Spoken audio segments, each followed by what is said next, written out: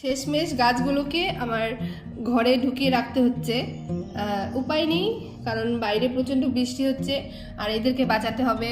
আর এই গাছগুলো যদি অতিরিক্ত বৃষ্টি পায় তাহলে কিন্তু এই গাছগুলোকে বাঁচানো সম্ভব হবে না। আর দেখো এই গাছগুলোর মধ্যে কী কী গাছ আছে, ডালিয়ার মাদার গাছ, আর হচ্ছে চন্দ্রমল্লিকা, কিছু গাঁদাও রয়েছে। এগুলো যেহেতু শীতের গাঁদা, সেজন্য এই গাছগুলো কিন্তু বাঁচানো সম্ভব হবে না যদি বৃষ্টির জল পায়। জারবেরা, আর এগুলো হচ্ছে কাটিং। আমার এগুলো প্রত্যেকটা গাছ আমার বারান্দায় ছিল, কিন্তু বারান্দার মধ্যেও বৃষ্টির জল ঢুকছে, তার জন্য কিন্তু এগুলোকে বাঁচানো সম্ভব হবে না। যাই হোক, তোমরাও এই বৃষ্টির মধ্যে এই গাছগুলোকে ভিজিও না, তাহলে কিন্তু এই গাছগুলোকে বাঁচানো যাবে না।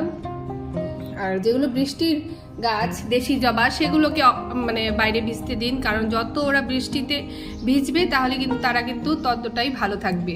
দাঁড়ান আমি দেখাচ্ছি আমার দেশি গাছগুলোকে একটু। এই যে এরা হলো দেশি জবা, এরা যদি বৃষ্টিতে ভেজে তাহলে এদের আরও বেশি সুন্দর গ্রোথ হবে, ভালো হবে, পাতা নতুন নতুন পাতা গজাবে, এরা বৃষ্টিই চায়।